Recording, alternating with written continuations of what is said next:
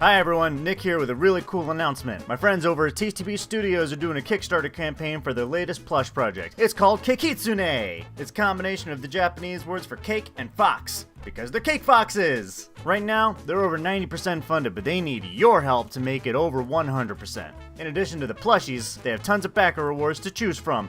Things like shirts, lanyards, keychains, and more. Donations as little as $3 get you cool stuff, and the more backers they get, the more cool stuff they can make for you! That's right, I'm talking stretch goals. More backers, more stuff, including not one, but two unlockable plushies in addition to the original 3. They ship worldwide, meaning that no matter where you live on this particular planet, you can get your hands on one of these amazing, adorable plushies. Italy? They ship there. Osaka, Japan? They ship there. Winnipeg? They ship there. Spokane, Washington? You better believe they ship there. I think you get the idea. 4 examples is enough. I'll put a link in the description below so you don't even have to hurt your wrist trying to type in the URL. Thank you for listening to me shout at you for a quick minute and go back their project on Kickstarter.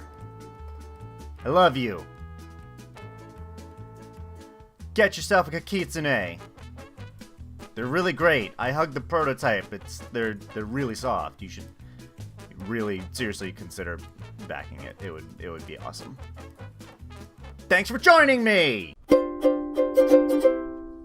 Hello everybody and welcome back to another exciting episode of MugAndPlay. I am Nick and today we're all dressed up because it's either on or near or just past Halloween. I don't know when this episode's airing, but we're playing a game today called On the Darkening Green. So let's check out that green and the darkening thereof. You walk down a pebble path along a narrow creek leading down to a tall, verdant trees. There's a forest at the edge of the village, a border between the village and the outside. Glenn walks beside you, at your side for all things, but especially adventure, weaving in and around your own meandering trail. You can't remember exactly whose idea it first was to come along the path, but it hardly matters as you get nearer and nearer to the creeping fringe. You stop just outside it, turning to look to one another, just to be sure. He's a pug! He's got a pug face! I love it! Glenn's a pug face. It's great. What are you waiting for? You know we're not supposed to go in there, Glenn. You know what they say is inside. When has that ever stopped us before? I'm guessing this person is me. I don't know if it's a guy or girl, but that's the voice they're getting. We should really listen to our parents. Right as always, dear. Aren't you worried? And tap your belt where father's trusted knife sits. I suppose we're safe, no matter. I'm here for the adventure. So, we got this knife. We'll be fine. Your hand brushes against the knife's handle and you grin confidently. Glenn smiles at you, that smile that's so sure the grass is always greener, and takes your hand. Aww. I don't know what our relationship to Glenn is, but who cares? They got a pug face, they're adorable. You believe there might be something better out there, something brighter, something magic. Birds chirping, water running, the creak of a cart somewhere far down along the road. It all cuts out as you step beyond and into the forest. This is On the Darkening Green. Oh, alright. A clearing opens before you. You walk towards the center, looking for another path out. Harper, someone's coming, Gled whispers, pulling your sleeve. Rustling interrupts the soft silence of the forest. Did they follow us? You whisper back, turning to the sound. A gaunt figure emerges from the brush, staggering. Glenn gasps. Oh my, Harper, I think they're hurt. It's true. It's a man or something that looks like one. He's covered in dirt and can barely walk. Help me. They'll find me. Should we hide him? Glenn asks you, getting straight to the point. Please, they're going to kill me. His voice becomes hushed. You see he carries a bundle, something precious. More rustling interrupts your thoughts. It's louder this time. Violent. Your eyes dart to the knife at your belt. Huh! Yeah, sure. We'll help him out. Let's hide him.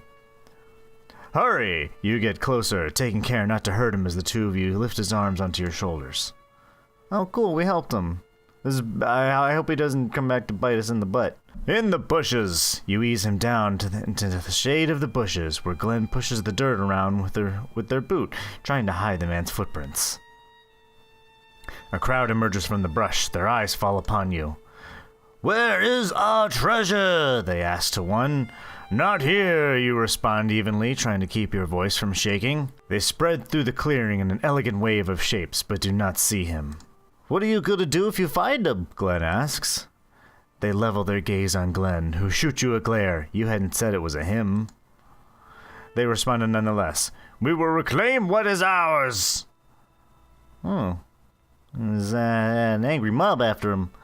Without another word, they return between branches of the forest. Glenn tugs at your sleeve, frozen until now.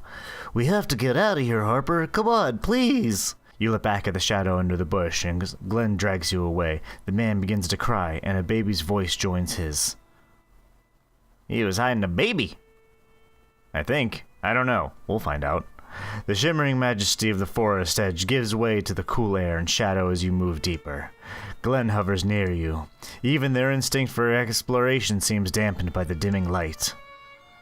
"Don't worry, Glenny. We'll find our way out of here soon."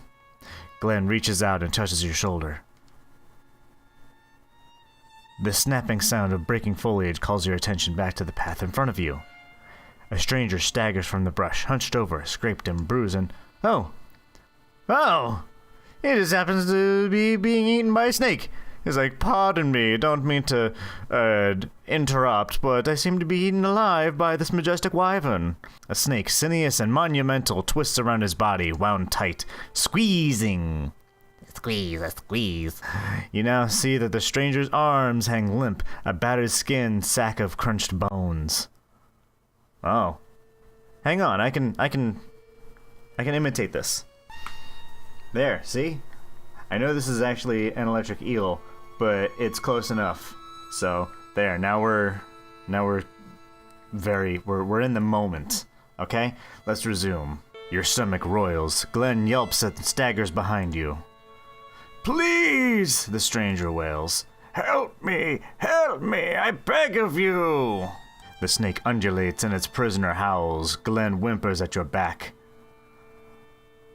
So we can remove the snake, we can try to kill the snake, or we can get the hell out of here. Well, if we try to remove the snake, it'll probably bite us. So let's kill it. Let's try to be like, "Huh! Hold still."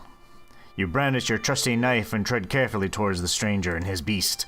The blade sinks easy into the snake's belly and you slice down, spilling its guts to the forest floor in one long vertical cut.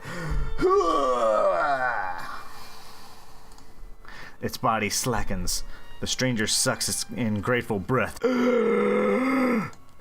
Thank you, my savior," he sobs and falls to his knees. "Get that shit off of me. I'm sorry, Ricardo. I still love you." The eel's name is Ricardo. "There's a village at the edge of the woods. You may find more help there." The stranger's brows furrow together. He cradles his mangled arm. "You will not come?" "No." Okay, so I guess we just helped some random person. I wasn't sure if that was going to be, like, conducive to the story or what. Each of the forest's rustling hisses, distant crackles, animal cries impart the same message. You've gone too deep. Oh my, what kind of game is this, huh? Oh, that's not what you meant. You feel suffocated within the blanket of darkness. Glenn trembles at your side. Oh, little pug friendo, I'll keep you safe. I just killed a snake, did you not see that? You came upon a clearing of sorts, more of a smattering of tree stumps than anything, but you feel the shift in the air and around you. Somehow, impossibly, the world feels more oppressive. Dread coils around your spine. Someone is there. They weren't there before, you're certain, but they appear at the corner of your eye. You feel colder. Glenn's breath rattles in their chest. Oh, dang. Hi, woman.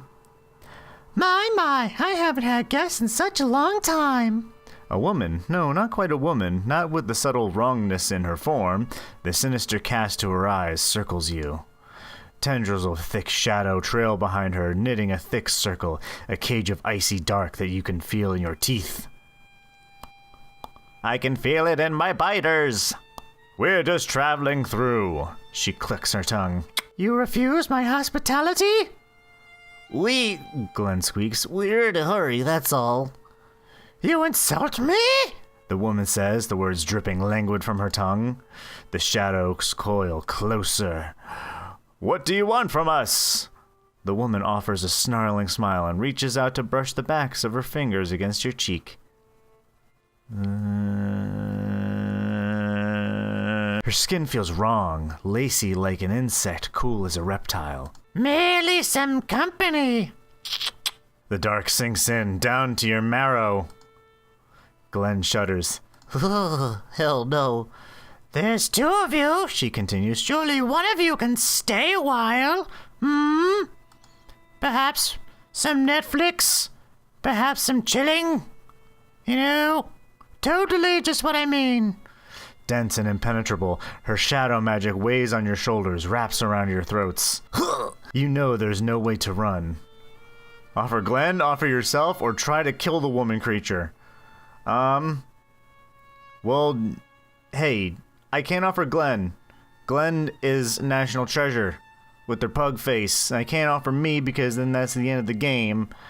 So, sorry, lady. No means no. Even tangled with the confines of the twisted shadow magic, you're able to grasp your father's trusty knife tucked in your side. You wrap your hand around it tight. The woman keeps pacing circles around you and grinning that poison grin. Who will it be then? Who will it be? I simply must know. Please, Glenn begs, let us pass. You track her movements, their repetition calculating. Glenn looks at you, eyes wide and frightened and lost. Then again, that's how pugs look all the time. Come on! The woman growls. My patience wanes. Apologies. You strike, forcing your arm through the magic's heavy tendrils to slash at her throat. The knife makes a bare slash, but it's enough to catch the woman off guard, enough to shake the prison of shadows. She yowls, you snarl and advance on her. The woman's just like, and then I just advance on her. You attack again, thrusting the knife in her neck with aim that's half luck and half rage. The woman lurches back. Her scream is the terrible, inhuman void of a tone shoots its pain through and between your ears. You pull out the knife, grab Glenn's hand and run as fast as you can. Huh. Well, so far, this game is teaching me that all of my problems can be solved via knife. So, cool. I mean, it's working out so far. And suddenly, a room. A mushroom.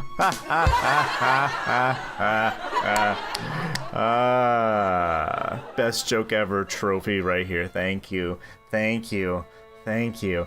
Get out of here. You're not sure how you know it's a room. The landscape still stretches for interminable miles in every direction, but you feel the confines. You and Glenn. The forest is an illusion. These walls are an illusion. Whichever, doesn't matter, leads to the same place. In front of you, a ring. Fungus split and seeping like open sores, delicate flowers intertwined, fragrant petals stained. Am I reading dialogue or Cradle of Filth lyrics? The fairy ring. If you step inside, there's no going back, but already, there is no exit. You look at Glenn. Glenn looks at you. You step together. Nothing at first, but then a breeze. It picks up out of nowhere, stirring the leaves and making the circle dance. The rustle of the foliage sounds like whispers sliding over and sluicing through each other. They're harsh enough to catch, to elicit the jerk of your head, but no matter how hard you listen, you can't make out the words. You're like, I feel like I know this song. Tiny, serrated edges feather along the petals and they start to seep a vicious, acrid liquid. The fungi bubble and propagate, cancerously spreading across the ground. The ring constricts tighter and tighter, pushing you and Glenn to the center, grasping at each other to stay balanced. I just imagine it's just like I'm holding him like Shaggy holds Scooby-Doo when they're scared, when they're like, ooh! Anyway, you don't know what will happen if you try to break the barrier, but you're sure it won't end well if there's anything to say for the sickly spores and effervescent toxins rotting the forest around you.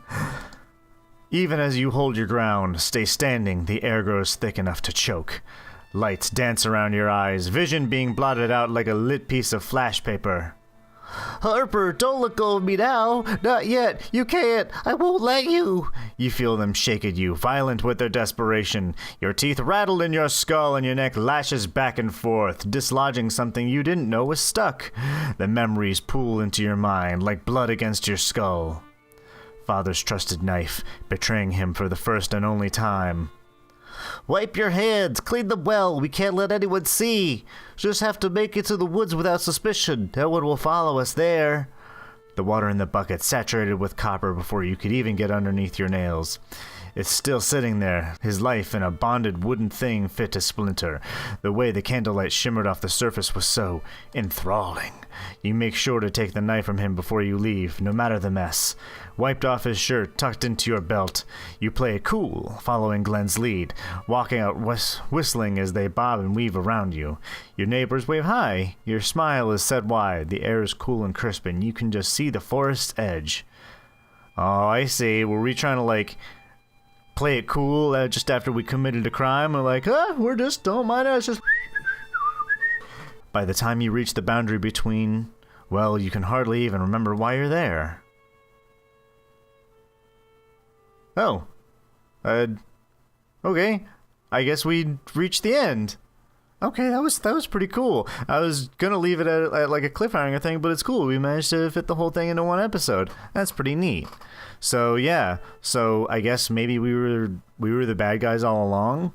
I want to see where this game goes. I had a good time with it because I want to explore more with like, who was that guy we helped? Who was that other guy we helped from the snake? What became of the snake? What was the origin behind that? I feel like